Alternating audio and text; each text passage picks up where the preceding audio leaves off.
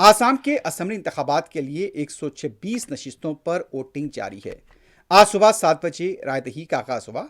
सुबह मुख्तलिफ मकामात पर रायदही के मराकज पर कतारें देखी गई। सुबह 11 बजे तक आसाम में 38.92% रायदही हुई है।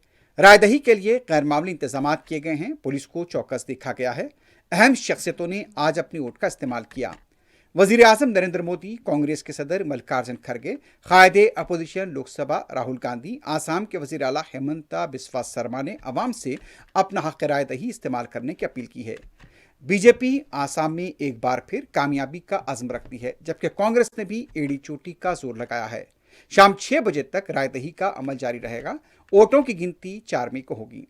यह कुछ मनाजिर हैं यहाँ पर रायदही के मराकज के, जहाँ पर खवातीन की तादाद भी देखी गई है और लोग सुबह से ही तवील कतारों में यहाँ नजर आए हैं।